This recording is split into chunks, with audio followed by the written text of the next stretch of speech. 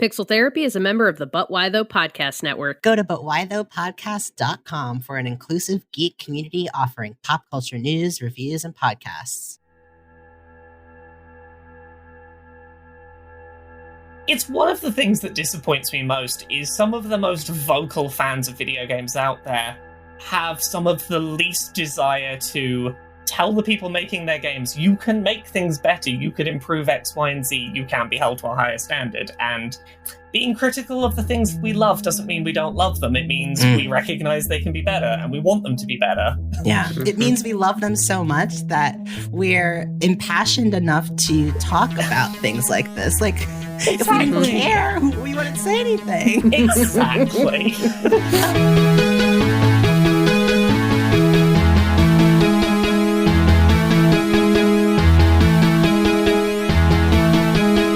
Welcome to Pixel Therapy, the video game podcast where we look at the games we play through the lens of the player, where what you play is just as important as how you play it, and where emotional intelligence is a critical stat. Every other week, we bring on a guest who may or may not consider themselves a gamer to discuss the games that have made them and changed them, and all the feelings they have about our favorite pastime. I'm your co-host, Jamie, pronouns she, her. And I'm your co-host, Spencer, pronouns they, them. And this is Pixel Therapy, and in case you forgot, it is still October. It's still October. That's right. The month that doesn't quit. 2. Yeah. Spooktober Part 2. Spooky Pixel Therapy today again for you folks. We're going to kick things off with just the warmest of thank yous to our top-notch supporters, Val and Genevieve. Thank you both for subscribing at the Name in the Credits tier on Patreon for the month of September. If you, yes, you, lovely listener, want to get your name in the credits, then hop on over to patreon.com/pixeltherapypod, where you can unlock monthly bonus episodes for just $2 a month, or chip in a little extra to show your support and get a shout out in every episode. October's spooky Patreon bonus episode was about our game of the year so far, and I may be a little biased, but I do think it was worth the $2. I think we are definitely worth $2, Jamie. Woohoo! $1 each. Remember, though, if you're a fan of us here on Pixel Therapy, there are lots of ways to support the show, including sharing us with your friends and family and rating and reviewing us on Apple Podcasts. And if you ever have a question or if you just have a thought that you'd like to share with us, we would love to hear from you. So send us an email over at pixeltherapypod@gmail.com. All right. It's time to get cozy, to get a little spooky, to pull up your armchair, to sip your apple cider. Yeah, oh my God. I really was like, I need to pick up your mulled cider. You just took the words out of my mind. I just ripped them right out. Because we're doing a seance. Yes. Keeping on theme. Let's go. Let's talk about our feelings. Spencer, how are you? Well, Jamie, something very exciting happened today. Yes. Actually, I feel bad, but your husband and my partner... They conspired. I was a witness to the conspirement. To the conspiration? The conspiration, yes. A little too close to constipation. I feel like that's probably not the right word. The conspiratory actions that they were both committing. The conspiring. Yes. That sounds like a scary movie. We're still on conspiring. brand. That's right. Well, they conspired to build me a gaming PC, which I am just absolutely like so floored and touched. Like the most thoughtful thing that anyone has ever put together for me. And I don't know, I love that Aaron and Colt worked on it together because it's like, it's just fun for me. I feel very loved. But I feel bad because I was opening it and my partner was like, oh my God, I'm so excited for you to open this. I picked out a really special one. I think you might like it. And I was like, oh my gosh, I'm so excited. And I opened it. And the first thing I saw when I tore some of the plastic away was this. It was like a black logo, like a black kind of Norse shape with a cutout of Mjolnir. And I immediately was like, oh, because I thought for a second that it was like some kind of like God of War, like gaming PC. And I was about to poop my pants. I open up the rest of it and it's not necessarily that, but what it is it kind of, there's a side of it. And I'm so sorry to the PC owners. I'm basically a brand new, like as of today, very baby PC gamer. So I don't know any of the words for any of the things. Little PC baby. Yeah, but be gentle. He got me a keyboard that has rainbow lights. I'm very excited about that. Don't know anything about keyboards, but super excited. But the side of the computer, it has this cutout. It has like a clear side, and then it looks kind of almost like stained glass. And it's Yggdrasil, the tree of life. And it is this whole like kind of colorful picture, and it'll like be the lights inside of the computer box, the tower, the CPU tower, right? Sure. Don't come for me, please. I'm a PC baby too. I don't know. It has like rainbow. I don't know. Yeah, this is why. It has rainbow lights, so it'll shine through the kind of stained glass looking part, and so it's beautiful. I'm very excited. I think for us, we had. It reminds me of just spending lockdown playing Assassin's Creed Valhalla together. It was just it was a game that really brought my partner and I together. It was my partner's first PlayStation games, and kind of nice that his first PlayStation game got to be in the PS5. But it was a game that we both, it's very rare that we play the same games. Like he's very much into kind of resource gathering or expansion or like kind of high level like civilization type games where you're kind of playing God and doing a bunch of things at once. And I'm very like narrative driven, visual novels, RPGs. And he watched me play God of War, but he kind of was like, this isn't really for me. But playing Valhalla, it had that mix of, I think because you're conquesting and you're building up your settlement, and there's a lot of, it kind of scratched that itch for him. But we both were sort of swept up in the story, and it kind of felt like a big, a really happy time in our, I mean, it's still very happy, but it was a very, another happy moment in our relationship. And so I'm really happy and really excited. I can't wait to play a game with you. I don't even know what I'm going to do. I guess I'm going to play God of War on the PC in 2022. They're releasing it now. It'll just be your God of War machine. Yeah. I want to put Kratos in like, I don't know, some kind of, I'll import Sims outfits, and I don't know. I've been seeing all these memes about people being like, "Oh my god, with God of War on PC, like just imagine the possibilities for modding." They're literally endless. And hey, I mean, in other PC exciting news, it looks like for all you Stardew Valley fans out there, the developer Concerned Ape is working on a new game, which is just like, it's called Haunted Chocolatier, and it sounds like it's a game called Moonlighter that kind of combines like owning a shop, meeting townsfolk, and then dungeon crawling. And it's looking like it's kind of bringing in a more of that element. So that might be a game that's fun to play on PC too, because I did find that a Stardew definitely works on console, but it's just not the same experience. Yeah. I played Stardew on PS4 and on the Switch, and watched my partner play it on PC and just get through things so much quicker than I could. Just like click, click. And it's like, oh wow, you just watered like your entire you didn't have to walk up to each individual plant and pour water on it. Damn. Must be nice. The thing, I don't know though, I've got a slightly better PC now too. I don't know why I'm downplaying it. It's not like top tier, but it's a good mid-range gaming PC setup now. But I just don't like playing games on PC. Yeah, tell me more. I don't know. There's something about, I think it's because I associate it, for one thing, my PC setup is like in the office, and I work from home 4 days a week. And so like this is work, and it's also podcasts. Like I come in here and do the podcast, but this is not comfy, relaxed time. Right. Like I want to play the games that are on PC. I've bought several PC games, but then the actual like idea of sitting down at my computer with the mouse and keyboard and playing the game, it like makes me gag a little bit. Like it just sounds exhausting. I don't want to be this close to the screen all the time, especially not after like basking in the glow for 8+ hours already all day. I don't know. So I've really been, there's something about that Steam. Is it the Steam Deck? Is that what it's called? What's that? Very appealing to me. Hold on. Yeah, it's called the Steam Deck. It's an upcoming handheld gaming computer developed by Valve Corporation. It's basically a Switch, but it's for all of your fucking PC games. It looks like the fucking Sega Game Gear. Yes, it does. Yes, it does. Best handheld console ever. These things, like, I don't even know when people are going to be able to actually start getting their hands on them. The release date says December 2021, but you have to, like, pre-order it, and then it's, like, being released in waves. It's also stupid expensive. It's not as much as, like, buying a whole other gaming PC, but close enough to be, like, I'm not going to just run out and buy this thing. But this seems like much closer to what I would want. It's because, like I said, it's basically a Nintendo Switch. You could go play it on the console.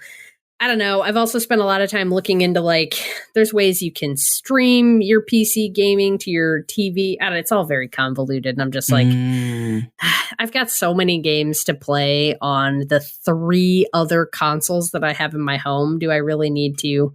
But then, like, you know, that cool indie game comes to PC and is not out on anything else. And I'm like, but I want to play you. Absolutely. What you said about the distance from the screen really resonated. Like, I like being able to lounge on the couch, relax my body. Yes, I'm 2 feet away from a screen every day. Yeah. And just, I don't want to sit here hunched over my computer. I feel that. Okay, I'm gonna let my partner set up the gaming computer and try it out before I'm sitting here like, I love my gaming computer. Console gaming is better, but we'll see. And I think you're absolutely right. Like, it's games like Before Your Eyes that came out earlier this year. This game that looks absolutely incredible and is controlled by your eye movements using a webcam. It's like, ooh, this is the kind of stuff that I've been missing out on. You know, I do think, like everyone already knows who PC games, just that the beauty of it is how much more accessible it is for, like, small developers to kind of build and release games. So I'm hoping to up my indie level even further. Yeah, I mean, if you're a PC gamer and you have tips for, like, how to make it a more cozy experience or how to, like, fight back against some of this stuff we're identifying that's like pain points for us. I want to hear the tips. I want to, like, hear how to make this a more cozy and comfortable experience that doesn't feel like I'm sitting at my work machine.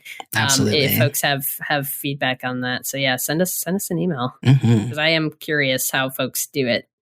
Maybe gaming will change our relationships to our computers. We'll associate them with pleasure. Sure. Yeah. That and, like, quitting my job. But Spencer, what are you playing these days? Let's actually talk about the games that we are playing instead of what we will be playing. Sure. Absurd machines. So, as I mentioned, I believe on our last Patreon episode, I've really been on this horror kick. Like, I'm trying to I'm at this point in my life where I'm really able to enjoy and access horror in a way that feels good and like a release instead of something that contributes to my trauma. And so along those lines, you know, I was thinking about, I think this year is really the most that I've sort of explored horror games because I think I've associated them all with the main titles that we hear of. And so I just assumed the whole genre isn't for me. But I played some great games this year. I played Oxenfree. I played Inside. I played an indie game called Dark, DARQ. And I played 12 Minutes, which I didn't enjoy, but would still fall in that sort of psychological thriller genre. And these are all games that I would highly recommend folks check out for sort of bringing except for their 12 own, minutes. Well, except for 12 Minutes. Yeah. Check out Oxenfree, Inside, and Dark. All great indie titles that approach the genre in such radically different ways and different sort of platforms. Like I would think of Oxenfree as more of a visual novel, sort of walking simulator. I would think of Inside as like a platforming side scroll. And I guess Dark would also fall into that category. But one of the things I really loved about Dark is that it was really unique in that it was about the world of dreams. And so you would play and you would kind of be able to enter this parallel world and sort of like for folks who have played Ratchet and Clank: A Rift Apart, just this dynamic of in an alternate reality influencing objects or people that then change the circumstances in the other reality that you're in. And that kind of dual focus just brings a whole new level of complexity to these game worlds. And so that leads me to the game I have been playing, which is called The Medium. Ooh, yeah, okay. The Medium came out earlier this year. It's by developer Bloober Team. It was released for PC and Xbox around January 2021. And then just this September, it came out on PS5. I played it using Game Pass. Woohoo! Woohoo! Thanks, Xbox. Best deal in gaming. Truly the best deal in gaming. Like literally on the PlayStation 5 store, the Medium is on sale for like $39.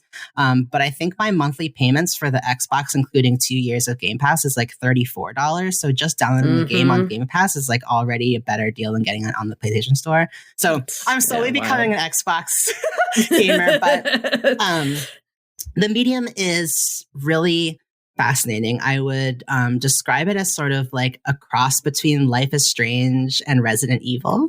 It sort of has that aspect of, your person, you're walking around these familiar environments, like a home or going to other location. Like it's set in sort of like a real world, realistic environment.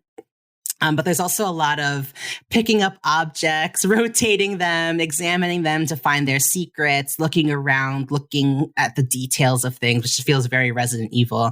And it's incredibly atmospheric, cinematic, even, I'd say.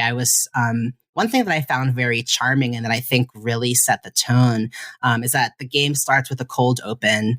You are a woman who her whole life has had this condition that she refers to. And she doesn't know what's happening, but what she finds is that very randomly she'll get these splitting headaches. And she's able to see the other world, the world of spirits, what's going on behind the veil of our normal day-to-day life. And she's able to enter that parallel reality to sort of help the spirits rest, to find peace, and ultimately to release the bad energy or painful energy that's been manifested in these places where spirits are congregating. It's funny, this morning I've been doing this thing where no one wants to watch horror movies with me at home because they're all babies. Just kidding. They're just less traumatized than me. Just kidding. So this morning I, woke up like 4 or 5 and I thought I would watch Things Heard and Seen on Netflix. It's a new horror with Amanda Seyfried and James Norton, if people like actors. But it's a super high level. It's about a couple that moves into a home in the country from the city in upstate New York. And they find that things in the house are not what they seem. And there may be more going on with spirits beyond trying to make contact with them. But the movie sort of has this through line where the 2 main characters are artists. And the painting The Valley of the Shadow of Death by George Innes comes up a lot. If folks look it up, it's sort of, he was a painter who was inspired by the Swedish philosopher Emanuel Swedenborg. And this philosopher basically believed that for every naturally occurring thing in our physical world, there is a spiritual counterpart. And we attract the energy that we manifest. So good attracts good spirits and evil attracts evil spirits. And heaven and hell are manifestations of the behavior that we enact in our day-to-day life. So if we're good, we will see the gates of heaven when we die. And if we're bad, we will see the gates of hell. But that death is not an ending, but just the beginning of the next phase of existence. And so I just thought that was very thematically on point because when I picked up the Medium, I see those 3 lines as well. I think the game does something really fascinating in that it actually generates a split screen when your character, the Medium, I forget her name, when she starts to see both sides of the world, you have the kind of physical world on one side and the spiritual world on the other. and you can interact on either side. Like it'll say like you can use X and Y to interact with things on this side and use A and B. If I hope that's what the Xbox letters are on this side. Don't test me on that. You know, interacting with something here, and if it's in the metaphysical world, it can manifest in the real world. And so it creates these really interesting puzzle situations, as well as, you know, this really interesting, surreal, supernatural atmosphere. I think that this is definitely, I'm proud of myself because this is definitely the scariest game I've played. It's definitely got some light jump scares. It's got some very creepy surroundings. I'm someone who in real life is terribly afraid of the dark. And there are lots of scenes where you're suddenly plunged into darkness and have to find your way out. And I think it's like, I'm really excited. I feel like this is a personal growth moment for me because I was someone who I think a year ago would say, I don't play horror video games. And then I had a great time watching Janet Garcia, aka Gamonisis, playing, or Gamonisis, depending on how you pronounce Dionysus. But she was playing Resident Evil Village on Twitch. And I found that the act of sort of going through it as a community just really made it so much more enjoyable and took the overt, like, panic-inducing fear out of it and made it into more of a fun, just kind of like spicy fear activity.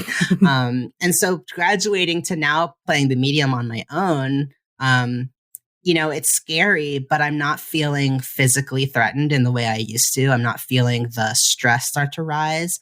I'm just sort of enjoying interacting with it in a way that still feels safe. I think part of it is that you're basically just walking around and interacting with things, and you don't walk very fast, which immediately clues into me like, okay, this must not be a game where I'm going to have to do much running away and time-based, like someone's going to grab me activities because this walking speed would be slow AF. So that was like actually pretty comforting. Like, she's not in any hurry and neither am I. Absolutely. But like within the first 10 minutes of the game, like this girl works in a morgue and you have to like, you know, put someone to rest and you're like pulling out corpses from the dead people refrigerator. And so I was like, wow, okay, I'm doing good. Proud of you. Thank you, my friend. So yeah, getting into the horror thing, I'll definitely let folks know like how I feel as I continue to play. You know, being a very cinematic, but also a game produced by a smaller studio, there are some things like, you know, there's very particular ways you need to approach an object for the button to show up, for you to interact with it, which can sometimes be frustrating. The environments and the sort of cinematic nature of it, it's all very beautiful. But, you know, the movements, the hands and things, it still looks kind of like jaw joints on it, like, you know, there's not that totally fluid movements, but I really find that stuff easy to overlook. It's just got a really cool feel, and it's a game that I feel like I heard about, but didn't really, just kind of fell off my radar. So I'm excited for the chance to be engaging with it now. How are you finding the narrative? Because one of the like critical points that I had heard about the game is that the narrative was not very interesting. Yeah, I feel that. Like, I think it, like, the game just sort of feels like the character. I mean, maybe I haven't finished yet, so maybe I need to get even further to understand like what we're building towards. But it does sort of feel like things are just happening. Like, I don't know how to describe it. It's like the character is showing up places to help and is responding to a phone call from a man who calls her and is like, I really need your help. And I also might be able to explain this mysterious power you have that you don't understand. But other than that, it's like, okay, why am I risking my life? What's this place? Like, who are any of these people? So it just kind of feels like, I don't know that I necessarily feel like I'm connecting with the character that I like. It's not feeling particularly deep yet. But I'm still sort of curious to see if it will give me more, and if I just need to be patient with the way the narrative is building, or if I'll find that it falls flat by the end. That remains to be seen. Yeah. And like, I don't know. I'm definitely, as a genre, I think horror and thriller stuff, it's very experiential, right? So that mystery and how it pulls you through can often be more important than the end narrative payoff, or at least if the experience of going through it was good enough, it can make up for a bad narrative payoff. Right, absolutely. But yeah, I'm curious to see how those two things pair together. I do think that truly good storytelling in horror is rare to find, where you feel totally fulfilled by all aspects of the story. I could probably count on one hand the number of horror experiences I've had that checked all the boxes, but sometimes it can still be a good time if it pulls you through it in the right way. So absolutely. That's cool. Excited to hear how things are when you finish it, if you are still as high on it. I know, that's my struggle this year, is actually finishing games. But thanks, buddy. What are you playing?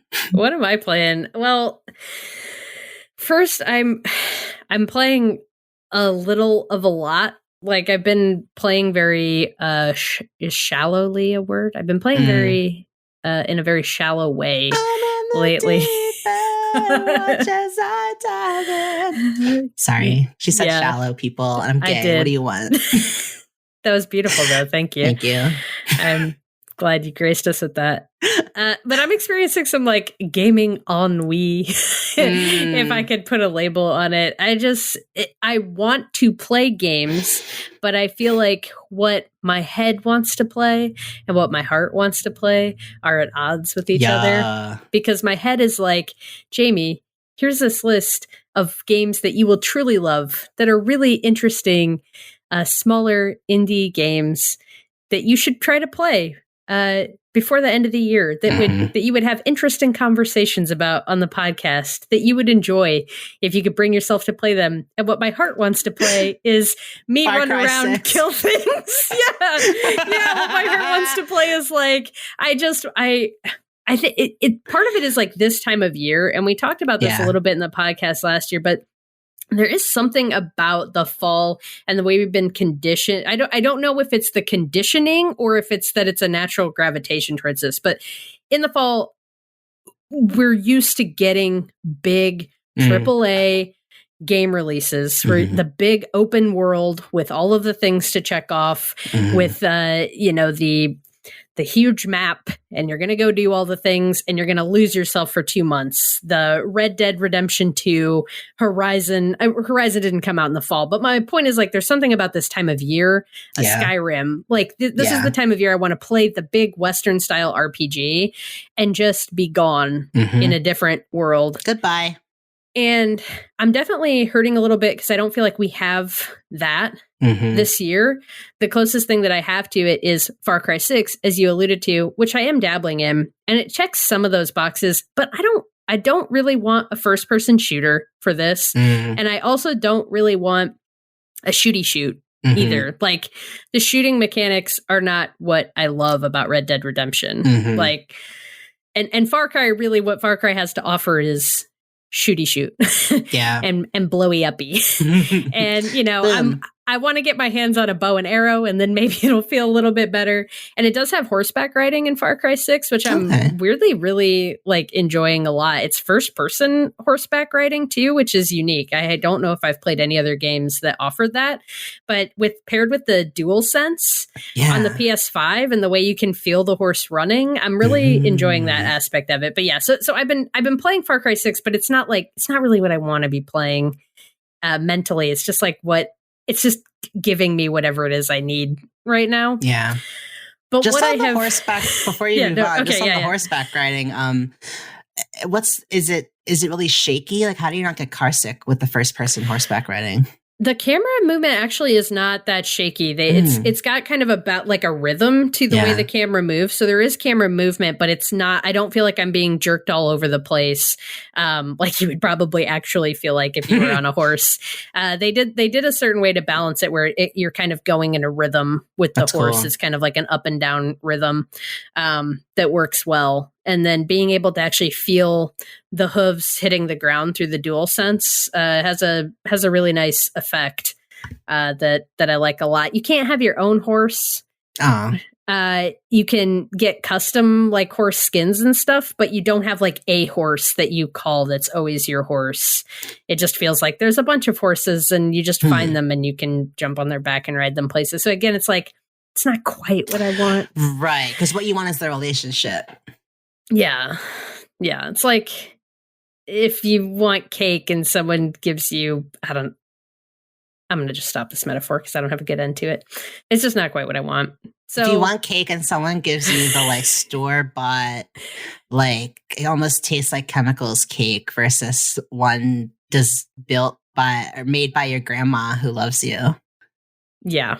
Yeah. Or like if you're hungry for pizza and then you get like a cold slice of like grocery store bakery, grocery store deli pizza. Yeah. It's like, is it still pizza? It's pizza? Yeah. But it's not what you really want.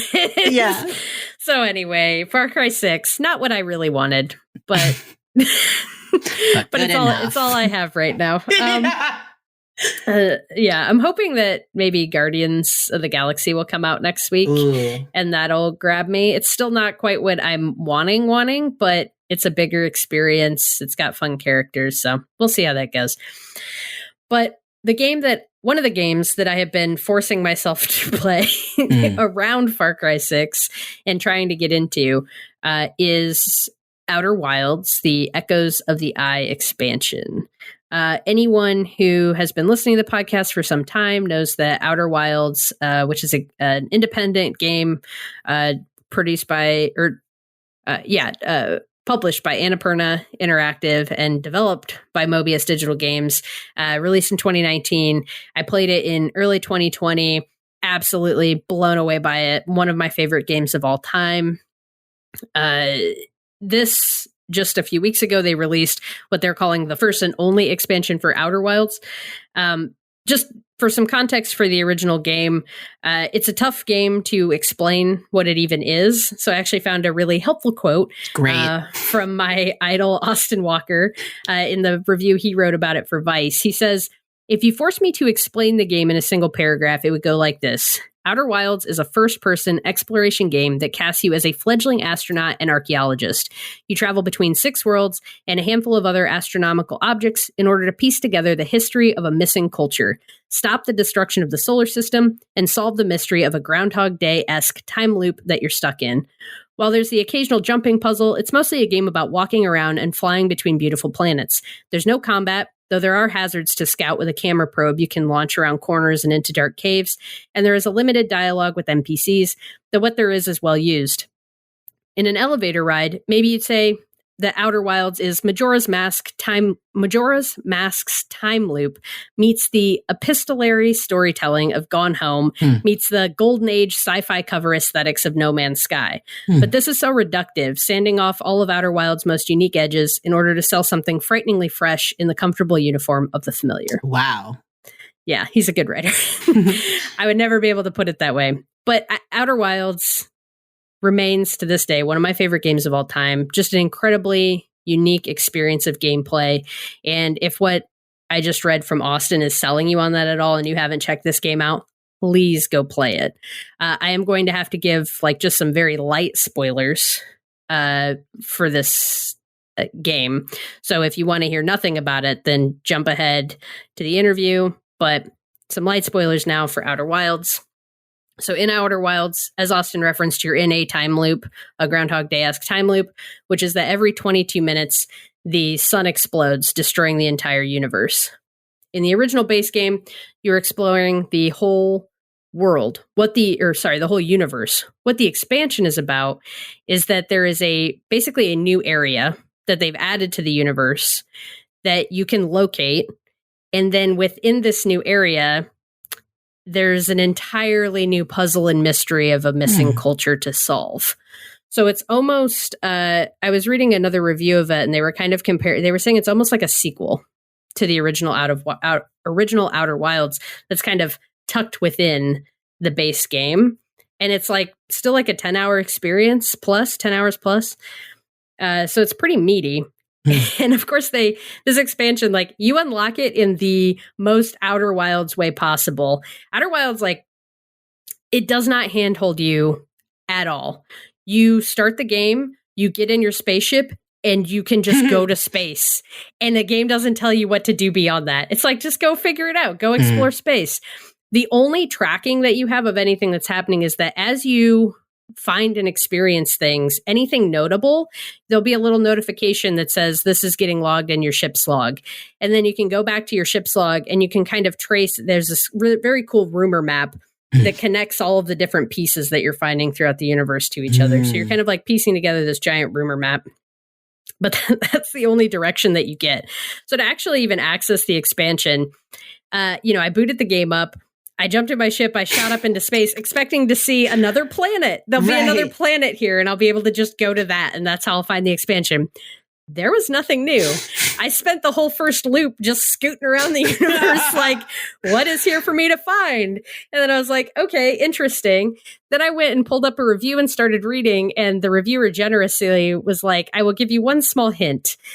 Go back to the museum on Timberhearth, which is the planet that you start from. And when you start the game for the very first time, you go through this museum to meet up with this scientist and get the launch codes to be able to launch into space. So I go back to this museum. Oh, there's a new exhibit at the museum. That exhibit points you to another location on Timberhearth. That location then points you to another part of space. And you find this thing. I don't want to spoil like what the thing is that you find, but you would not find it unless you followed this breadcrumb trail to find it. Like there's no way you could stumble upon it in space. That alone, like what this game does so beautifully is the laying of breadcrumbs and the feeling of just awe that you have every time you follow a lead and it pays off. I've never played another game that's done anything like that. And right now I'm really struggling to have the energy to keep coming back to that. But every time I do, I get rewarded. It's a fucking beautiful experience. And it consistently reminds me the game, because it's the infinity of space trapped within this 22-minute time loop, it has this really powerful way of both making everything feel so expansive while still feeling finite so you never get overwhelmed. I think I've played lots of games where exploration is the main goal, and I don't usually get drawn to them because I feel overwhelmed by the amount of area I might have to cover. The genius of the time loop in Outer Wilds is that you're getting boundaries put around how far you can get from your starting point. And there's a way that like you can throw yourself into what you're doing because you know that 22 minutes is going to hit and everything's going to get reset. I was reading this review from Nicole Clark at Polygon, and I feel like she kind of nails this feeling. She says, where Outer Wilds' limited time frame used to feel like a punishment, I now see it as an opportunity because the player will always be restored to the starting gate after 22 minutes. There's more flexibility to be daring in exploration. I began throwing myself into planetary nooks and crannies. I knew I'd be restored to the starting spot by the end of the loop, so the threat of failure lost some of its weight. It was easier to swim into the heart of a cyclone knowing the end of the loop was approaching regardless. It was easier to recklessly wander into the depths of a mine knowing I couldn't get lost there forever. Though I still struggle with its challenging traversal and some of its eerie imagery, I have come to appreciate the way Outer Wilds uses time constraints to facilitate true exploration. Where other games might use exploration to reward a player with a collectible or a skill tree enhancement, Outer Wilds uses it as a pure vehicle for storytelling. Time loops allow the game to cut all other frills away, putting nothing between you, the vast expanse of space, and the fearless exploration of its greatest secrets, time and time again. Wow. I feel like, too, what that makes me think of is doing it that way. always will retain the mystery and the overwhelmingness of space, because like you said, the fact that you can't get to that point unless you discover the breadcrumbs and the order of steps that will get you there, and that the game doesn't make any, attempts to solve that for you or lay that path down for you. There's always this sort of intrepid, exploration quality that will never go away. And it almost feels like it's truly containing its own worlds that you may never even see within this game. It just makes the whole game feel endless and expansive and mysterious, in a way that feels really special and exciting. Yeah. One other thing I want to say about the expansion in particular, as I've been playing it has such a unique vibe to the original game, which I think is especially impressive because it's like it exists within the original game, but it has its completely own emotional impact in that when you play the original game, the universe is, as Austin said in his thing, it's mostly very empty, but there are explorers scattered across the universe. And by using a special device that you have, you can hear them playing music. They're each playing an instrument. And if you get far enough out into space and you point the instrument back towards them, you can hear all of them playing together, and you realize that they're all playing the same song. They're playing different instruments, different parts of the same song that all come together into this beautiful melody. And it makes it feel less lonely because you can hear this music from anywhere that you are in the universe and feel connected to these folks who are spread out across the galaxy and who are playing this. In Echoes of the Eye, the place that you go, you can no longer hear the music. And it has this incredibly isolating feel to it. But at the same time, you're going through an area where you're very much picking through the remnants of a civilization.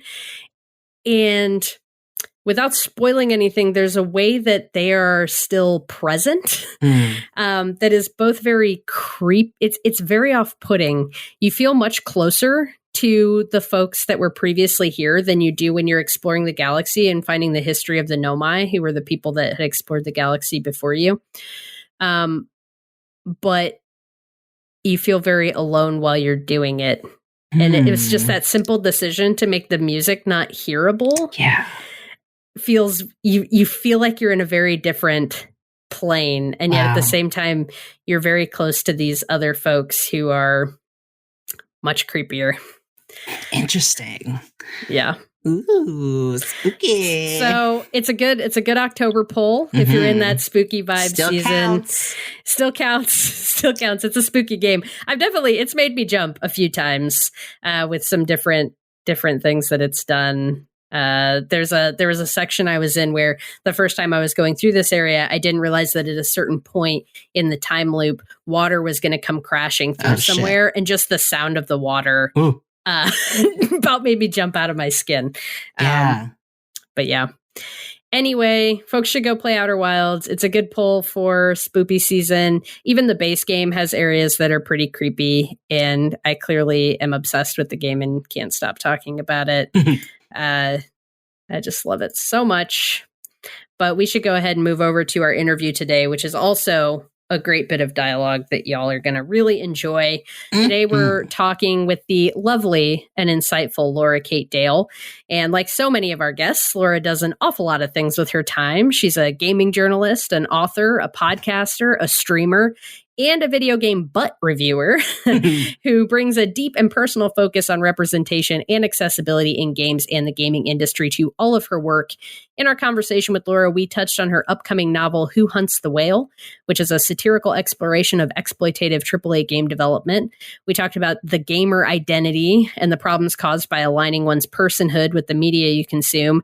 And then we dove deep on To the Moon, the game that Laura brought to discuss with us, and one that had a dramatic impact on her, both as a person and as a person who talks about games, by providing her a meaningful personal experience of representation and changing her opinion on the value of subjective gameplay. game reviews. Spencer and I have been fans of Laura's for quite some time, and it was super exciting to have her on the show. So without further ado, here's our interview with Laura Kate Dale.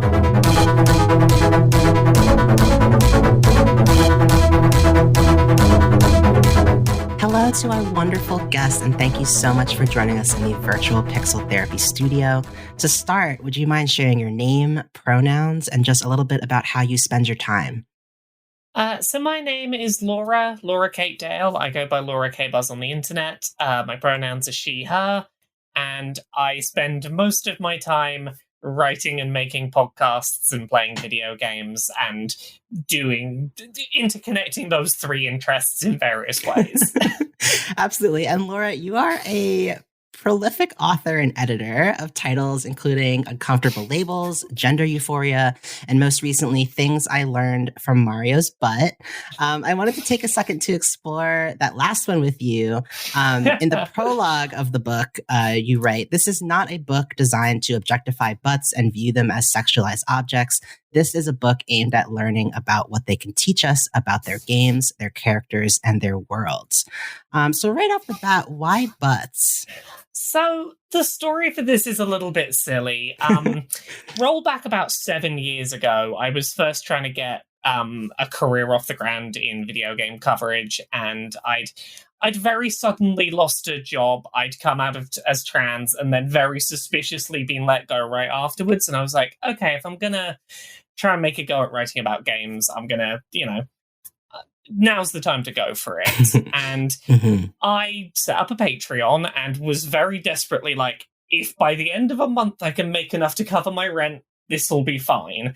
And I went on Twitter and simply said, what could I write that would get you to pay me $1 a month?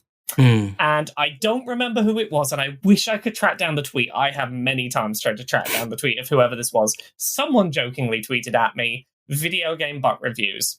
And I retweeted it as a joke. I thought it was a silly little goof. I was like, haha, no, that'll never be a thing. I had about 70 people tweet me back and say, I'll give you $1 a month if you did that. I was like, I guess I have to. And like, it started as, okay, I've dug myself a little bit of a hole. What can I do here? And I wanted to find a unique angle if I was going to do it. And the approach I came up with was, look, this is a very silly topic that most people don't give the slightest bit of thought. It really isn't going to take much stopping and going, okay, what does this actually say? To have unique takes that no one's thought of. Like, it's not like there's a lot of competition in that space, and it took off. It was a successful thing that I ended up making a book out of. And it was a lot of fun. Like, it's really fun to go, okay, here's just a really pointless thing. Think a little too hard about it and see what happens. And like you mentioned, this is a series of butt critiques of various characters in video games. And while it's silly, it's not just surface level. Like, there are some really interesting connections that you draw, insights into characters, insights into lore or the world building in a game. And I feel like drawing attention to something as granular as a character's butt and then still having narrative threads to pull there just really speaks to how rich and deeply layered like video game lore can be. I just know, I was wondering if that resonated with you a bit, and if this was really just surface level for you, or if you found that it was inspiring you to think more deeply about these games. That's exactly the thing. Like, it started off as something that was a little bit surface level, as a little bit of a joke, but like the more that you dig into this stuff, the more that you realize, like, video games are very deliberately crafted. Nothing in them happens by accident. Everything that is there, like particularly in modern games, everything that exists had hundreds of hours painstakingly put into it. And no matter what aspect of, like, I think you could really do this with any part of a video game character's design. I happen to pick butts, but I think if you stop and go, hey, let's look at this consistent part of design that basically every single video game has, and go, someone put some deliberate thought into this. What were they trying to say when they did that? It's amazing how much insight there is to be gleaned. And why do you think it's important to consider the meaning and the construction of bodies in gaming? I mean, there is a lot that is very stereotyped about how bodies are designed in video games, and there is a lot that is built on limitations of hardware, that is built on audience expectation, that is built on who you're marketing to. As I said before, there's nothing that's accidental in a video game character, and be it this character is this way because of the hardware they were designed on, or it's because, okay, we were trying to market to X demographic. There is always some reason that things are the way they are, and, you know, in video games with authored characters, I mean, in any kind of media where you are designing the body types that are going to be representative of what people experience, it's important to think about, why are we representing people the way we are? Perhaps even more so with video games, because of the fact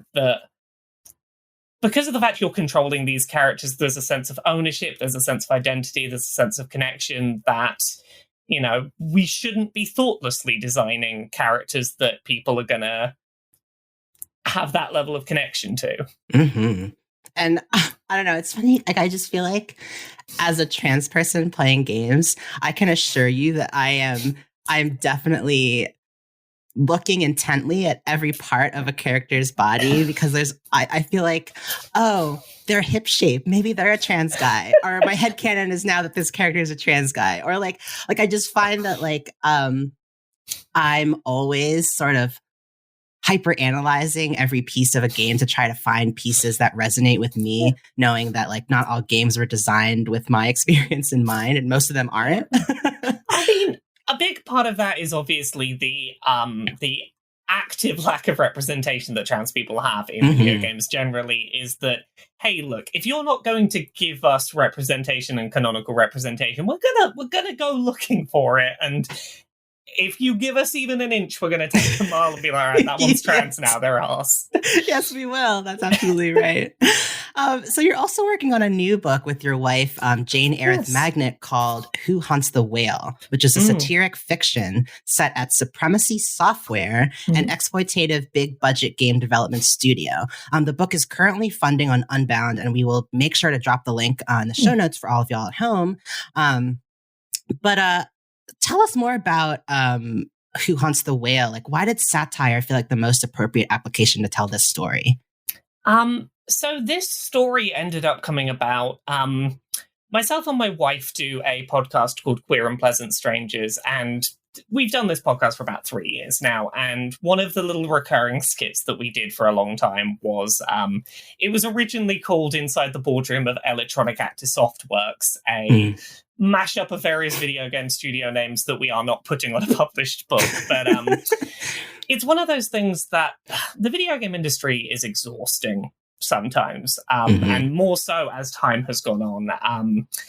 It's one of those things where if you talk about what the video game industry is doing in stark, direct terms, it can be really bleak, it can be really exhausting, it can be something that people don't want to engage with, because, you know, video games are they're an escapist medium. They're something that people use to, you know, have time away from the grim realities of the world. And sometimes, you know, directly saying, hey, we need to talk to you about X, Y, and Z bad things that are happening can be not a good way to engage with people. And I think both for ourselves and for wanting an outlet to try and get those things connected with other people, satire was a lens through which we could go, look, we're going to exaggerate a bit and talk a little far-fetched to the degree it's happening, but what we're talking about are based on real things that this industry does that you should be critical of. And while it may not be at the extremes, you know, we're fictionally representing, the reality is it's not that far off, and we can have a joke about it, but at the end of the day, like, these are all bad things that people need to be more aware of and more critical of. And yeah, for us, it was just a good way to get our feelings out about that without being like, right, time for doom and gloom while we tell you all a lesson about how bad the world is. Absolutely. No, that's such a important thing to be a consideration to be keeping in mind. I think you're absolutely right.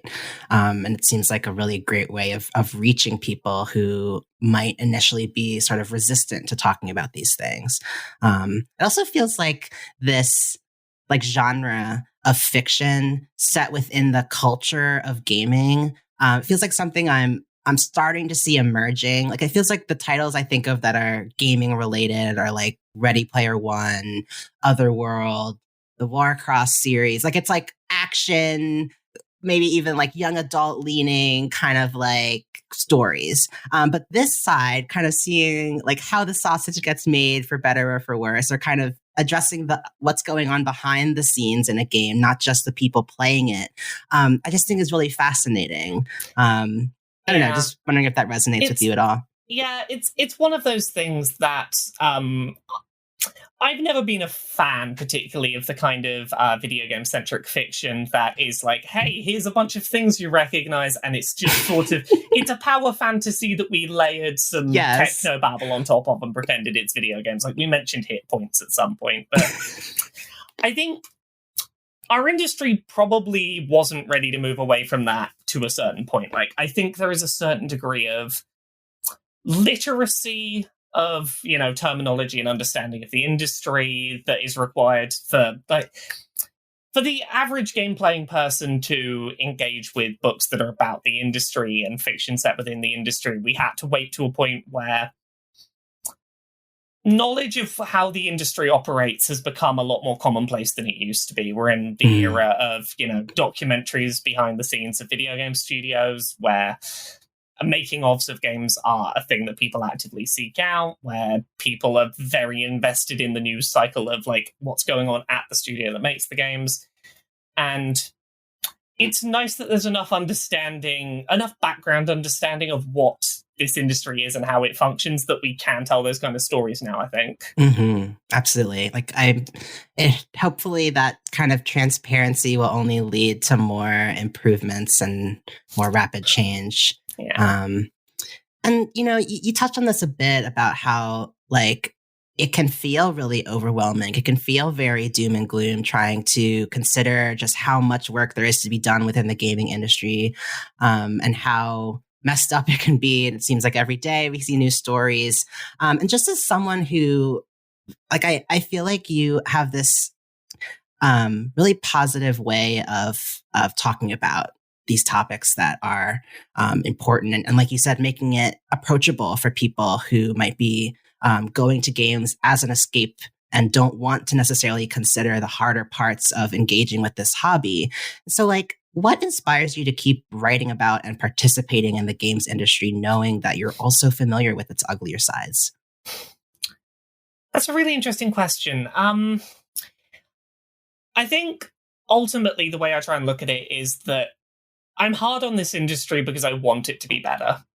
I love the things that this industry produces, and I do not like how we get there. And I think that I don't think it's a case of, you know, we can't play any games, we can't have any fun with games anymore because they're an industry that has problems. It's like, no, we can do both. We can have fun, we can celebrate the things that video games are doing well, the places where they're advancing, the places where the medium works, but we have to do it alongside, like, look, video games can and should be better. They're an industry that is raking in more profits than it has ever done before. There is more money flowing into this industry than ever. We should be saying, like, look, your games are great, but can you please pour some of that money back into making sure your company treats its employees better? It's the problem with capitalism in general. Right. Funnel some of your funds back into making the lives of workers better. But, like, that's the thing, is I try to come at it not from I'm criticizing this because I hate this industry. It's I'm criticizing this industry because it could be better so much easier. It has the tools, it has the resources. It just needs people to care enough to keep, like, not let the fact that bad things have gone on drift away into memory. Because, like, that's the thing I'm hopeful about. I think the biggest thing that is needed for change to happen in the games industry is for people to just remember that bad things have happened and to not just let companies sweep it under the rug next time there's an exciting announcement. Because, you can be excited about that new game that's coming out, but be like, hey, I'm excited about that game. Let's not forget, however, that thing. Absolutely. So with all that being said, do you identify as a gamer? It's a tricky question to answer because I feel like that term carries a lot of weight at this point. It's so funny how many people say that. They always say it carries so much weight. Yeah. What's behind that? Yeah. Yeah, I feel like saying I'm a gamer, I think it suggests a level of my interest is my identity. And I think where a lot of the baggage of that term comes from is when people say I'm a gamer, they mean video games are my one thing. They are the thing that I invest everything I am and everything I have into. And I think that desire to wrap identity up into something that you consume as a piece of media leads to a lot of the negativity we see in gaming spaces of people angry at other people because they like a game console that they don't like, or the how dare you say something bad about this studio because they make a game I like. It's this idea that if you attack or you criticize the thing I like, you're attacking and criticizing me, the person. And I think that level of I've wrapped up my identity in the media I consume is somewhat part and parcel to I am a gamer. That is an identity signifier I have for myself. And I think that's why I feel some caution about the term. It feels like it is often connected to video games are my identity, don't criticize them or I will be hurt. Absolutely. And I would love to see people who identify as a gamer in that way to kind of realize their own autonomy as an enjoyer of the thing, to want to leave their mark on it, to want to, shape it to meet, their expectations and what they find important, instead of just buying into whatever company has defined as like what to play or how to play it, or how stories can be told. It's one of the things that disappoints me most is some of the most vocal fans of video games out there have some of the least desire to tell the people making their games, you can make things better, you could improve X, Y, and Z, you can be held to a higher standard. And that's what I wish. I wish the people who cared most about games would use that energy to go, games can be made better, they can be made in better conditions, they can be made have better end result products.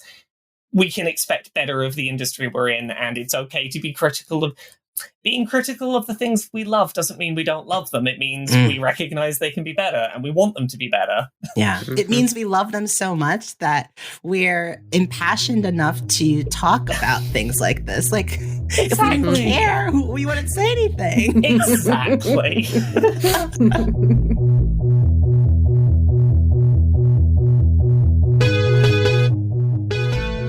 Laura, what's your personal history with video games? I started playing video games when I was pretty young. My older brother, back in the probably mid-90s, gave me a second-hand Super Nintendo of his for a birthday once, received with Mario Paint with its little mouse pointer. That was the only Super NES game I had at first, and I spent a lot of time doing the making music minigame they had in there. But I had video games. I played some video games.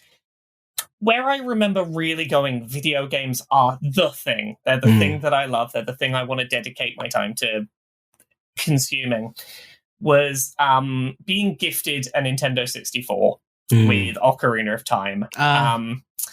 As an autistic kid growing up, I had very little in the way of social ability. I was very bad at interacting with other people, and I felt very insular, very isolated, and playing through Ocarina of Time was this really revelatory experience for me because I could go off on this big grand adventure into this big wide world, have really simple, predictable interactions with other people that didn't ever go wrong, and be great and grand and achieve huge things, which, interacting with people and then that not going wrong and feeling like I could do things with my life were not experiences I was used to as an autistic kid. And it gave me this real sense of hope and grandiousness that was I need more of this. I need these wonderful little worlds where me being weird isn't a problem.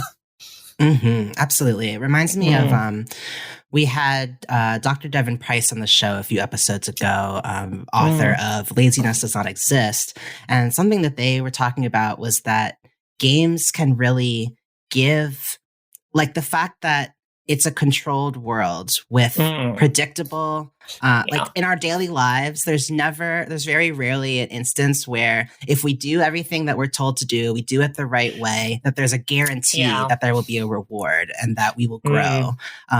And in games, just the fact that it's able to give you that in a way that can feel very real, very emotionally engaging. Like, how else can you get that? From what other art form can you get that? Exactly. And sort of from there, the other very formative one early on that I think really locked me into video games or an art form that were always going to be very special to me was Pokemon Red on the original Game Boy.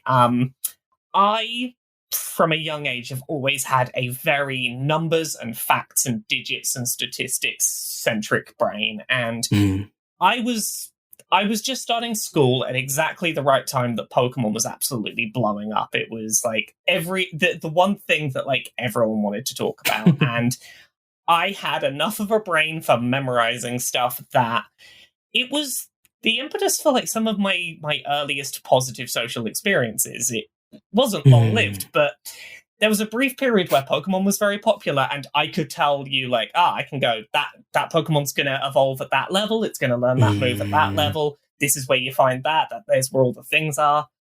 That level of obsessive knowledge and desire to only talk about one thing very briefly overlapped with what was popular, and that very briefly gave me, like, a social safety topic. It was something that I could talk about, and that people wanted to hear about, and people wanted my obsessive knowledge about.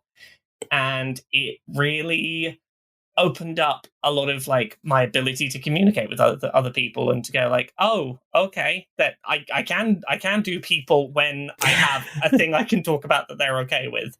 Yes, we're finally all working from the same frame of reference. Yeah. And I think like that's... having something that is a common frame of reference, like, I think it's why I got into talking about video games as a career eventually, is like, it was trying to find an outlet where this genre of content, this medium that I had spent so long absorbing myself in, being like, right, if I can just build a little world around myself where everyone wants to hear about that thing I know a lot about, everything will be fine. Absolutely. And why do you play games? Like, what do they mean to you? It depends what game, as to what it means. But I think generally, I find that I'm most invested in games when they are a way for me to lose myself to the world in a story. There's a lot of forms of storytelling that I struggle to engage with. I have aphantasia, which is a condition where I can't visualize things in my mind. I have no visual imagination. I struggle with books as a result. I don't have the ability to imagine things. That medium just doesn't work for me. Movies are great, but there is a lack of engagement with them. It's like, okay, that's their story that's happening. It's not mine. Video games are a medium of storytelling where it's like, I don't have to imagine because it's all there, and I can be a part of the adventure. I can feel like I am connected to what's happening. And there's something about that being connected to the action that just makes me feel so much more engaged and invested than I do with any other form of media. It's just a place to go on adventures and to feel away from the world a little bit. Yeah, absolutely. That resonates. So on this show, we like to ask guests to talk about a specific game that had a real influence on their life. And you came to us with To the Moon, a game that I ravenously played 2 weeks ago and was completely blown away. And just for folks who may not have heard of the game before, To the Moon is a 2011 psychological drama. It's an adventure game that follows two doctors who offer to fulfill a dying man's last wish by actually entering his memories and altering them in order to make him believe that his life took a different course. Due to this type of procedure in this world, it's really only used as an end-of-life treatment, such that the new life that the person is imagining becomes the last thing that they remember before they pass on. So to start, I mean, first of all, whoa. Second of all, what's your relationship with To the Moon? Like, when did you originally play it? So I originally played this game very shortly after it came out. I'd had it recommended to me by someone who... I was running an indie site at the time, and someone who was running the site with me was like, this game's amazing, get on it now, jump on it. And I knew nothing about it going in. I was playing it because someone I knew had recommended it, and that was about all I had. Can I talk spoilers? Because I want to get into spoilers to really talk about like why this is a thing. So yeah. On the surface, this game is a game about this old man trying to, live out his dying wish and trying to go to the moon, and we're trying to work out why that's the case. But it very quickly becomes evident the more of this game you play that he's not the main character of this story, I don't think. His wife, River, is probably the most important character to this narrative. The story's told a little out of order, and you go backwards and sort of learn more about her as you go through. But at its core, this is a story about an autistic woman who struggles to communicate with her husband. And after he has an injury that causes him to have some issues with his memory, the two of them start having quite a big emotional disconnect, where something that is very important to River and how she perceives their relationship and how she communicates with him, something that's a safety connection point, is no longer something they see eye to eye on. And it's about this story of her really struggling to just desperately try and connect with her husband, but in generally struggling to connect with people in general. I played this game in 2011 when it came out, which was maybe 2 or so years after I had been diagnosed on the autism spectrum. I'd grown up always knowing there was something not right with me. Spent a lot of time going back and forth in and out of mental health assessments that never quite nailed down what was happening. A lot of it was very... well, you can talk and you spoke on time, so it's probably not autism, we're just not going to deal with it. You're not being disruptive to other people around you, so we're not going to label you. A lot of that going on. And this game really resonated with me for a lot of reasons. It was one of the first times I had experienced a narrative that centered an autistic character, and specifically an autistic woman. Autistic women don't get representation. There's the extreme male brain theory of autism that for many, many years, autism was assumed to be you are too male, that made you autistic, and as such, women were chronically underdiagnosed as autistic for decades, and as such, you get very little autistic representation of women. But like... the thing I think that hit me really hard as well at the time was I was also coming out as trans at around the same time. And there was a lot of like really bringing up of, I don't know how to connect to people and I'm struggling with my sense of identity and how I get that across to other people, and playing through this narrative that really took that seriously, that took the isolation that it can feel when you're desperately trying to reach out and be connect with other people, and that just isn't happening. It's a side of autism I hadn't seen represented basically at all in media. Basically, any representations of autistic characters I had seen had been the wacky, obsessive, savant level nerd, one of the things that is a really common misunderstanding about people on the autism spectrum is this idea that they don't want or need emotional connection. It is a really common perception of like, oh, it's okay. They like to spend a lot of time alone because people are socially tiring. It's like, no, people can be socially tiring, but still need social connection. And I think that this game's portrayal of River really handles that very well. There's a whole section in there where she talks about looking up at stars in the sky like lighthouses at a distance, reaching out but not being able to hear anything back. And it's a metaphor and an analogue that really touched me at the time, that really spoke to me. Yeah. And then I think the other thing that's really important about this narrative in terms of its representation is it doesn't just have a singular autistic woman carry the narrative. There are two different autistic women, which, considering I basically never seen autistic women at all in media, to get two of them in one thing was great. But 200% more representation. Exactly. But like the thing that was really interesting is that the two autistic women that they have in this narrative have very different experiences of I think masking would be the best term, of lived experience learning to hide autistic traits to survive. River as a character has basically never felt it. It's unclear in the narrative whether it's that she can't mask or that she has chosen not to. That is left a little up to interpretation, but it is like, no, she does not hide any of her autistic traits. And, you know, for better or worse, that has caused some roadblocks for her in life, but it has also meant that she has the support she needs when she needs it because she's visibly autistic. The other character has done a lot of work to push and hide and go, no, I'm fine, I'm normal.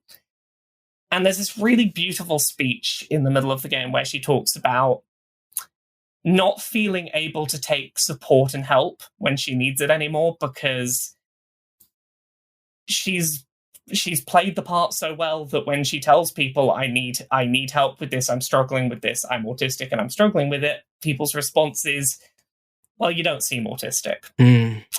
And as someone whose childhood was I was pressured a lot by my parents to do things I was incredibly uncomfortable with to have a semblance of normalcy I could wear as an outfit. That really got me. Reading through this speech where she's just talking about, like, I can do it, but I still feel just as... all of this stuff is still going on inside me, but when I ask for help now, people don't think I need it. Really hit me very hard. Yeah. Absolutely. Yeah, it's a fascinating story, and one that just, it really hit me. There's a lot of stuff in there as well, like about River's husband, this ostensibly the main character. A lot of his backstory, as you eventually get to it, is about like the start of his relationship with River, and there's a lot of stuff in there that felt very familiar. A lot of the start of his relationship with River is all about dating the weird kid because he wants to be more interesting. Oh, you're different and weird. Maybe my proximity to you will make me interesting by association without me having to be weird. Which really hit home as someone who had some people who did that growing up. Like, some of the people I thought were friends in young childhood ultimately ended up being people who were like, oh yeah, I wanted a weird, interesting friend. And like there's so many aspects of my particular lived experience that just really felt seen and represented in a way that I can't think of any other piece of media that's ever done so. Absolutely. It's incredible. I too, when you were talking about Isabel, there was this is a quote from a piece, To the Moon, Representation Matters, an article by Era Lee on Able Gamers. And they write, Isabella explains at one point that she envies River for not having had the training she did and therefore remaining authentically herself instead of learning to mask her true personality, something many autistic adults struggle with. Yeah. The fact that River is able to have a successful life and relationship without having been forced to learn to appear, quote unquote, normal to others is a wonderful example to set. And I just felt like that, like, to your point of that, by having not just one, but two women characters with autism in the story, it allows for more diverse depictions of what it means to have autism to be depicted. We're not just focusing on one character and using that to understand the whole spectrum of experiences. And of course, not just two characters can do that either. But I just what you said, I really felt like that came through in the game, which was incredible to see. Yeah, it's the bit of that speech, and I've got it in front of me. The bit of it that always sticks with me, I think, is like she starts off by saying, "I'm an actress because I've been doing it my whole life. At practically every moment, I'm good at it because acting is the only option I have." But River, she never did that. She remained an outcast and refused to learn how to step against it. I don't know if it was by choice or by limit, by bravery or cowardice, but there are days I can't stand faking being normal, and I realize that it's too late. The person people know is an act, and the real me has long become a stranger, and I just envy her. I'm like, it just gets to the core of it. It's, the thing I love about it, I think, is it gets to the heart of the fact that, like, different experiences of being autistic are not inherently easier or more difficult. They are different and they have their own struggles they come with. A thing I talk about in some of the books about autism I've written in the past is the misconception that autism is when people say it's a spectrum, there's this idea it's a binary line from more autistic to less autistic, and there are things people will place that are like, you can speak, you're less autistic. Okay, you have this, you're more autistic. So often it's nowhere near that simple. It's a spider diagram. It's a bunch of different things going in a bunch of different directions, because, like, just because someone's outward presentation gives off less obvious tells of being autistic does not mean that their interior experience of that condition is any stronger or weaker inherently. And, like, this really gets at that, I think.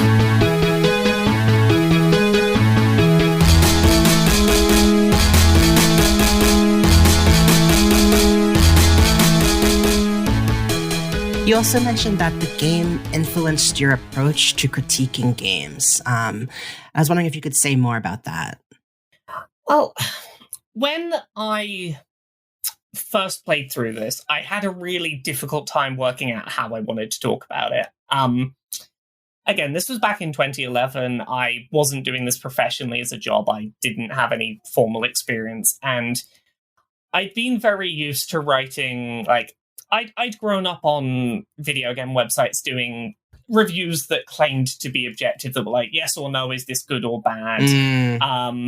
Like, here are the pros and cons lists. And I'd come into games critique with a similar outlook. And I think this was one of the first video games that made me stop and have that moment that, like, it's not a particularly grand revelation, but it was to me at the time, was, how do I talk about something that mechanically is very simple? Like, this game is largely walk around, talk to people, occasionally do a flipping over squares picture puzzle. Like, there's very little gameplay here. There is very little non-linearity. There is very little that would inherently say this has to be made as a video game, as a medium. But that it had such a profound personal experience to me that I was like, I cannot bring myself to go, well, yeah, but it's not very video gamey, so a bad score or whatever. And it was one of those moments for me where I sort of internalized how pointless the idea of trying to make a lot of video game criticism objective is, and the value in not necessarily being like, look, a review isn't right for everything. Sometimes you just have to go, look, I'm going to talk spoilers. This is why this thing matters to me. Are you interested? Yeah, it changed my perspective on like the importance of how we talk about games, but it also really opened my eyes to the importance of representation. Like I grew up without a lot of representation for any aspects of myself that were very positive. As a trans person, most of the representation I saw of myself was comedy punchline or vicious villain. As an autistic person, all I really had was savant men who were geeky and punchlines. It was one of the first pieces of media I saw that made me really go, oh, other people feel the way I do. And realizing how special that was and feeling like, oh goodness, this is something that people generally deserve to feel. Like there was a piece of media for trans related stuff at around the same time that I found as well, but it really was a year of realizing like, oh, it can make a really big difference to just have a single positive example to look to and go, I see myself there. Like, it sticks with you having those kind of experiences. It really does. I think too, what you were saying about reviews, about how by the nature of a review, we try to kind of break it down into quantifiable pieces so that we can determine a scale at which to compare each game. But I feel like by the nature of game making, you so often have games that are breaking or bending those rules that we set out that don't really, like, how do you even describe like what counts as a video game? Like, it feels like more and more that is changing. And so I just really appreciate that kind of approach to reviews, because you're absolutely right. We can't really judge them all on the same metrics. Yeah, it's one of those things that the more you think about it, the more you realize, like, okay, what does it actually tell you if a multiplayer-only first-person shooter is a 9 out of 10, but a single-player narrative choose-your-own-adventure is a 7 out of 10? Does that tell you one's, like, they're both so incomparable. It's like trying to compare different art forms. Like, I think something really unique about video games is that the more we mechanically diversify what video games are, the more that it feels redundant to treat them all as one monolith and to go, these are objectively the best video games. It's like, well, yeah, but what a video game is varies wildly depending on what you're playing. And like, there is a value to a certain degree of here's what works, here's what doesn't, etc. Like trying to get some facts and figures out about games. But I think I enjoy games critique, and I find it most interesting when it is just someone saying, I can't promise how you're going to feel, but this is what I experienced. Here is a very subjective take on it.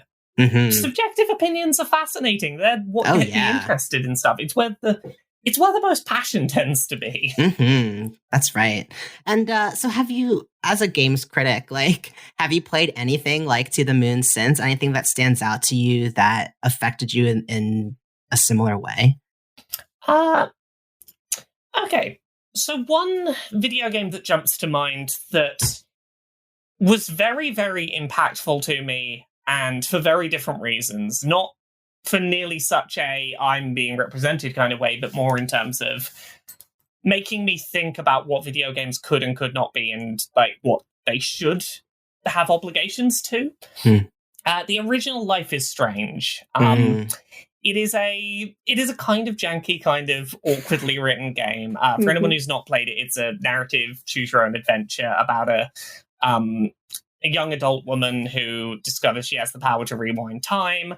The second episode of that first Life is Strange game centers a lot around this character overusing her time rewinding powers to the point that she does not have access to them at a time when she needs them. And the way that plays out is that there is a scene of a person who is going to commit suicide on a roof and trying to talk them down.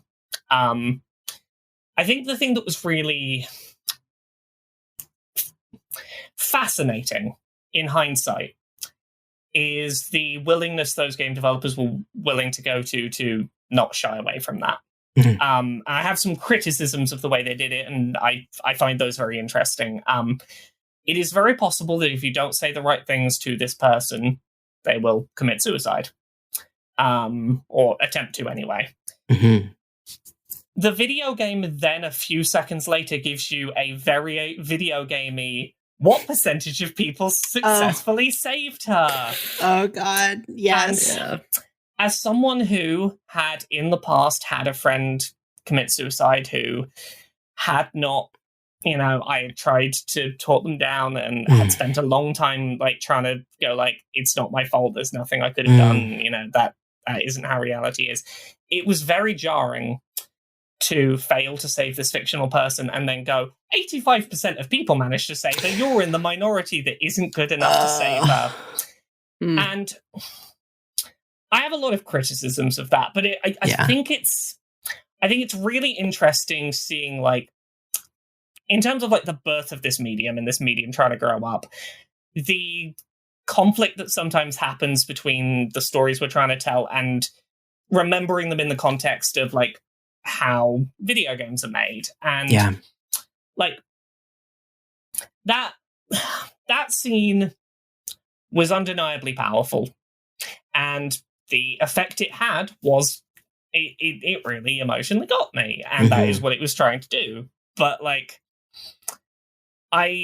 it makes me be very critical of like, hey video games, you need to be really careful with the scenes that you put into yourselves, because that scene was fantastic, but you needed some kind of like aftercare there if you're going to do it the way you did, because you need to recognize you are putting control into people's hands, and that certain narratives have more weight when you give players control over them. Like, I'd have been less impacted by a movie having a scene where a character doesn't stop another character killing themselves. But when you're in control, you as the player feel onus. There is a feeling of, that is my fault as a human being. And like, I wouldn't go as far as to say that scene you can't give a player control over that in a video game. But I think that, like, at the time when that game came out, video game developers were not yet aware of, like, we're not thinking about the consequences of certain narrative beats are going to hurt more if you put them in players' hands. And like, I think about that scene a lot. I don't think it was handled well, but I find it endlessly fascinating from a what makes our medium unique compared to other storytelling mediums kind of way. Right. And like the empathy that is sort of necessary, because like people feel so passionate, like they hold on to these stories, and these stories resonate so much because they are rooted in real human experiences. And when you're putting someone in the driver's seat, like you could really end up traumatizing someone if you're not careful. And I think, like, particularly for games where you make narrative moral choices and they have impact, I think that is something really important to consider, because like there is a really big difference between showing something happening and going, your choices led to something happening is your fault. That emotionally feels different. That's right. Laura Kate Dale, thank you so much for joining us on the show. It's been a pleasure speaking with you. How can folks keep up with your work and find you online? You can find me online at Laura K Buzz on all forms of social media, really. Twitter, Twitch, TikTok, YouTube, Patreon. That's the one that pays my bills generally. I do a bunch of things. I have several books that are already out. Uncomfortable Labels is about living at the intersection of being autistic and trans and how the two of those intersect with each other. Things I Learned from Mario's Butt, we talked about earlier. It's a big illustrated coffee table book of video game character butt reviews.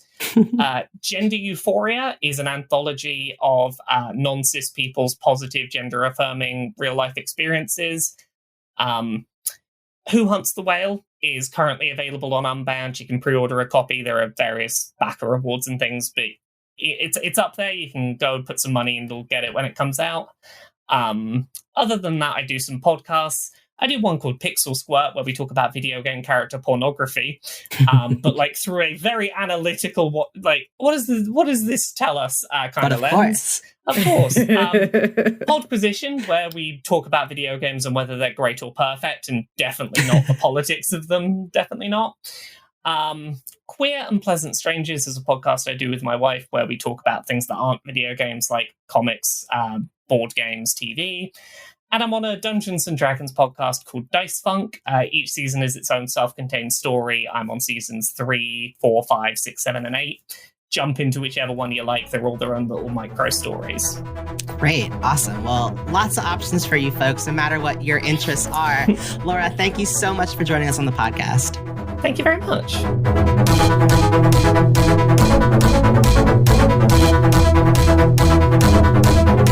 Time is up for today's session of Pixel Therapy. Thank you for tuning in, and we hope that listening to our thoughts and feelings gave you some thoughts and feelings of your own. If you want more Pixel Therapy, come check us out at patreon.com/pixeltherapypod, where you can snag that monthly bonus episode for just $2 a month, plus opportunities to get involved with the community and influence the show directly. If you're not up for contributing monetarily, but you enjoyed this episode, you can show your support for free by rating and reviewing us on Apple Podcasts and following us on Twitter and Instagram at Pixel Therapy Pod. That stuff is just as important, and we appreciate it just as much.